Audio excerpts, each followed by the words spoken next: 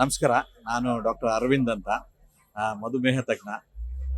ಎಲ್ಲರಿಗೂ ಗೌರಿ ಗಣೇಶ ಹಬ್ಬದ ಶುಭಾಶಯಗಳು. ಈಗ ಗೌರಿ ಗಣೇಶ ಹಬ್ಬ ಅಂತ ನಮ್ಮ ಹಿಂದೂ ಕಲ್ಚರಲ್ಲಿ ನಾವು ಸುಮಾರು ವರ್ಷದಿಂದ ತುಂಬ ಚೆನ್ನಾಗಿ ಆಚರಿಸಿ ಬರ್ತೀವಿ.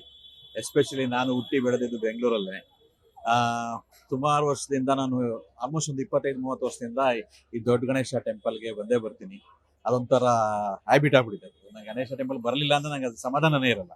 ಸೊ ಆದ್ರಿಂದ 25 ವರ್ಷ 30 ವರ್ಷದಿಂದ ಬಂದು ಈ ನಾನಿರೋದು ವಿಜಯನಗರದಿಂದ ಬಸವನಗುಡಿಗೆ ಬಂದು ದೊಡ್ಡ ಗಣೇಶ ನೋಡಿ, ದೊಡ್ಡ ಬಸವಣ್ಣ ನೋಡಿ ಹೋದ್ರೇನೆ ಅದು ಗಣೇಶ ಹಬ್ಬದ ಒಂದು ನಮ್ಗೆ ಸಂತೋಷ ಆಗುತ್ತೆ.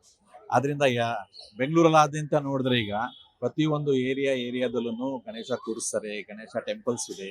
ನಮ್ಮದೊಂದು ಅಭ್ಯಾಸ ಆಗಿದೆ. ಎಲ್ಲಿ ನೋಡಿದ್ರು ಗಣೇಶ ನೋಡಿ ನಮಸ್ಕಾರ ಮಾಡೋದೊಂದು ಅಭ್ಯಾಸ ಇದ್ದೇ ಇರುತ್ತೆ. ನಾವ್ ಎಲ್ಲರಿಗೂ ಐ ಆಮ್ ಶೂರ್ ಎಲ್ಲರೂ ನೀವು ಅದು ಮಾಡ್ತೀರಾ. ಎಲ್ಲಿ ನೋಡಿದ್ರು ಗಣೇಶ ನೋಡಿದ್ರು ನೀವು ಒಂದು ನಮಸ್ಕಾರ ಹಾಕ್ತೀರಾ. ಇದು ಕೈ ಆಟೋಮೆಟಿಕ್ ಆಗಿ ಹೋಗುತ್ತೆ.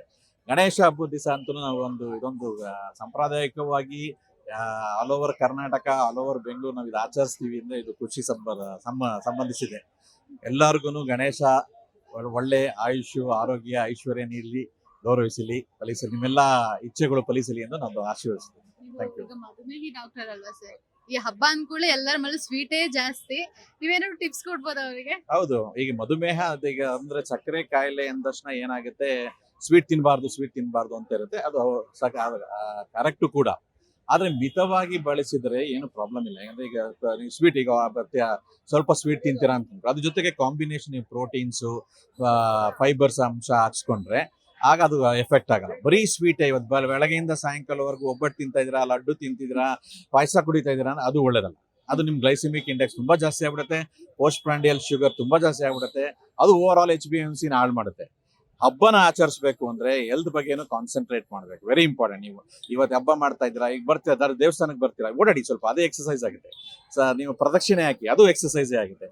ಅದಕ್ಕೆ ಸಂಬಂಧಪಟ್ಟಂಗೆ ನೀವು ಮನೇಲಿ ಊಟ ಮಾಡಬೇಕು ಅಂತ ಹೇಳ್ತೀರಾ, ಪಲ್ಯಗಳು ಮಾಡಿರ್ತಾರೆ, ಬೀನ್ಸ್ ಪಲ್ಯ ಮಾಡಿರ್ತಾರೆ, ಕೋಸಂಬರಿ ಮಾಡಿರ್ತಾರೆ, ಅಂಥದ್ದು ಚೆನ್ನಾಗಿ ತಿನ್ನಿ. ರೈಸ್ ಐಟಮ್ಸ್ ಬಂದಾಗ ಕಡಿಮೆ ತಿನ್ನಿ. ಸ್ವೀಟ್ ಎಷ್ಟು ಒಂದು ಟೇಸ್ಟಿಗೆ ತಕ್ಕಂತೆ ತಗೊಂಡು ಅದ್ರ ಜೊತೆಗೆ ಪ್ರೋಟೀನ್ ಅಂಶ ಇದ್ರೆ ಅದನ್ನ ಬ್ಯಾಲೆನ್ಸ್ ಮಾಡ್ಬೋದು. ಹಂಗಂದ್ಬಿಟ್ಟು ದಿನಾ ಸ್ವೀಟು, ದಿನಾ ಬೆಲ್ಲ ತಿನ್ನೋದು ಒಳ್ಳೇದಲ್ಲ. ನಿಮ್ಮ ಕುಟುಂಬಕ್ಕೊಂದು ಪರಿಪೂರ್ಣ ಯೂಟ್ಯೂಬ್ ಚಾನಲ್.